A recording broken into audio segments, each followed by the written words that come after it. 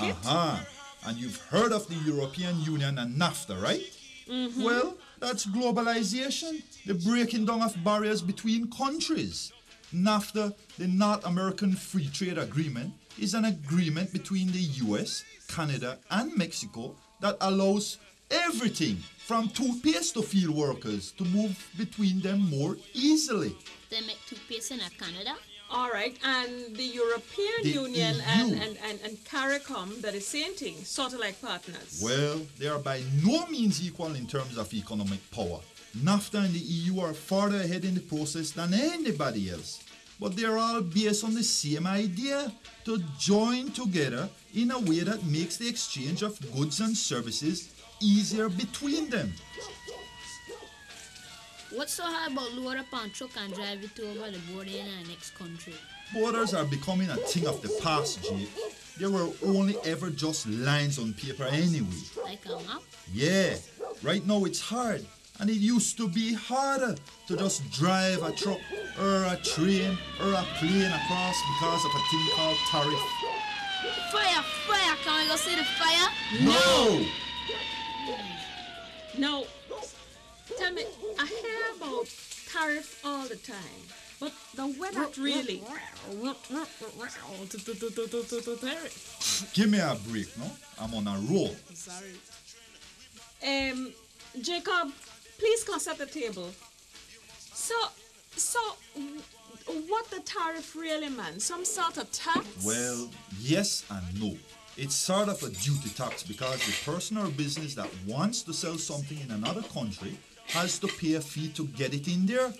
But what it really is a way of keeping out goods and services you don't really want to let in, because you're trying to protect the people in your country from the people in other countries who offer the same things. What do you mean by that? Well, the idea is to make it less profitable for someone to try and sell their products in your country.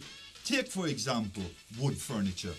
There are lots of people in Belize who make a living making furniture and other wood products. If we were to start letting in products from, say, the United States, where they are able to make furniture faster and cheaper, and in many cases better, they could outsell our own producers, which could result in Belizeans losing jobs, maybe eventually even put Belizeans out of business. But we cannot tolerate that. Right. So the Ministry of Trade has put in place a high tariff against the importation of wood products like furniture to protect our own producers and market and jobs.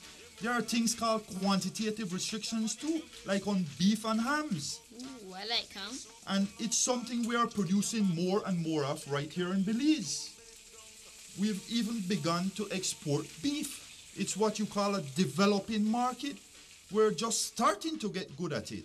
So government say, okay, if you want to bring beef and ham into Belize, we can only let you bring in so much, and it's going to cost you. That way, we help our own meat producers by keeping out competition from other countries. Again, it is all tied into jobs and the amount of money available to our own people. Well, I still not get it, Gerald. Okay. Suppose you run a handmade tortilla factory and you employ 10 people. If another factory sets up shop nearby and they use machines, they can make more tortillas faster and use less manpower. Or woman power. Her woman power to do it.